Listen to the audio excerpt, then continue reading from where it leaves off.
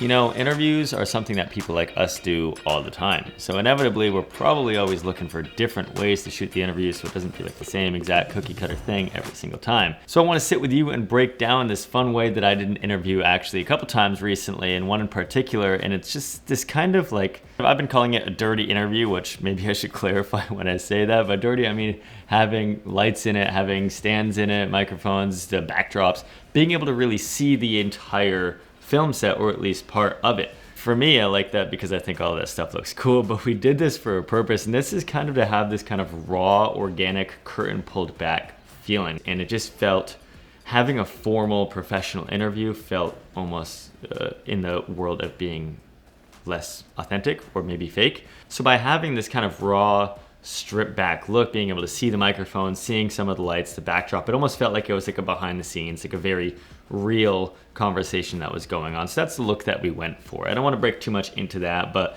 you can see we've got the backdrop, we see some lights, we see the microphone, and even a little bit of the dolly track as well. And that was our setup. So my main focus here is going to be talking about the lighting, how we actually lit this scene, because we're shooting in a cyc wall, and I don't know if you've shot in a cyc wall or if you don't know what a cyc wall is. It's one of those like white infinity wall backdrops.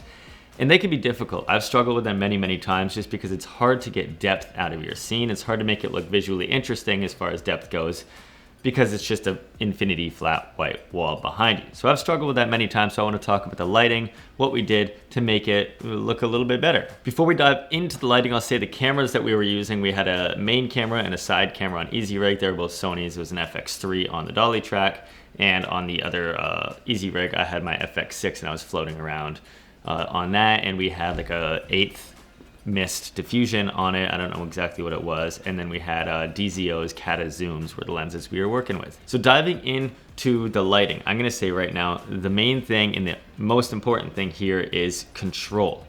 If you don't control your lighting, especially in a cyc wall, it's gonna act as everything is just bouncing everywhere. You'll have no control. Now our main light, the key light, the lighting our talent, I wanna touch on that first. And since we kind of had this really wide shot as our A-cam, by doing so, we need to have our light source, our key light source further away, which poses issues of softness. We need a bigger source to make it a softer source, and also control. If it's further back, it's gonna cast on everything. It's gonna throw further, so we need to control it even more. So let's break this down first.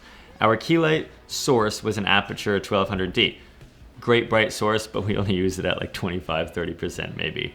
I seem to always do that. But we had this behind a 12x12 built out frame, and that must have had like either a magic cloth or a full grid, a thicker layer of diffusion so that the light breaks up and it's not casting really hard. So we had it on that, but if we were to just keep it through the big 12 by, well, I can tell you, we'll throw light all over the cyc wall. That'll just glow white. It'll be washed out and it won't be affected by the color that we're gonna add in later. So I knew that that was just a starting point, and then we're gonna start to cut it down from there and really select where we want our soft beam of light to go. The first thing that we did, and I do this a lot, especially in studio stuff, is these little courtesy floppies on each side of the source. And that was between the lamp and diffusion, just as some siders. So by putting these here, one, it's not gonna blind your talent as they're walking in and out, it's a courtesy. But two, it's gonna keep this 1200D light from bouncing off of the inside of our big softbox and out and around, and it's also going to keep hard light shafts from spilling out onto the side. So that's our first step of controlling. We're already seeing it start to cut down in the surrounding environment, but now there's a little bit more that I wanted to do to control it even further. The first thing you'll see is we've got a bottomer, which is these floppies that you see on the bottom. It's that black fabric that you're going to see, and that purpose of that is, obviously, if things are closer to light, it's going to be brighter to the light. So the ground in front of the light source leading into the, like in the foreground, leading into our subject, it's a cyc wall, so it's all white. And being white and being closer, it's going to be a lot brighter than our subject, and I wanted to avoid that. So we used what's called a bottomer, which is just bringing floppies in, or duvetine or black fabric, up from the bottom of the diffusion, and that just kind of feathers in our shadow of where this soft light is going to fall and where this soft light is going to start to taper off. So now the foreground isn't going to be bright white, and our main goal is to get our eyes going to our subject. So we added the bottomer in, but additionally I saw the same thing going on the top. We got the cyc wall that's super high up, and then we've also got the flat light gray backdrop as well, and both of these I knew were going to take light as well, a lot more than maybe a subject would sitting down. So we added in a topper as well. This must have been like duvetine that we just clipped up there. So now that big soft source of light is going to be limited to still a soft source, but only coming in on more of our subject. Instead of the floor and the ceiling, it's really darker up there, and we're almost creating a vignette with our lighting. So that's our key light. But with that, like I said, separation on a cyc wall gets difficult. And by separation, I mean creating separation between your subject and the background. There's not a lot of depth going on there. So I wanted to add in more to create that. And the next light, it's one kind of a stylistic choice because you can see this in the frame, and that's that rim light. It's, again, following this framework of a 3-point interview, essentially, or 3-point lighting. So on opposite of the key light, I placed a rim light, but I also wanted that to be decorative because it's going to be in frame.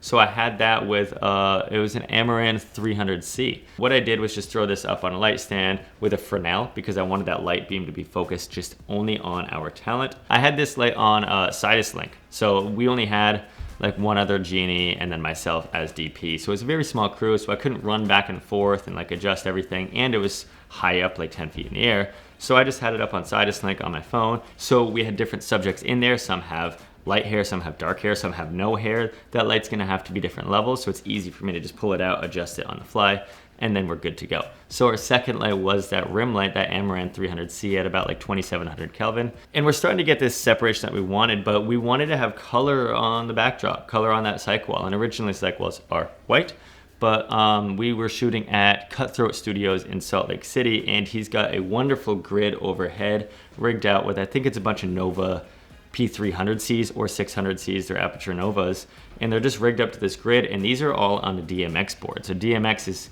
similar to Sidus Link, fancier, and we are on an app called Blackout on an iPad, which individually controls all the lights. So slowing it down, we added the colors to add variety to all of these interviews because we had a lot of them. We didn't want everyone to look exactly the same.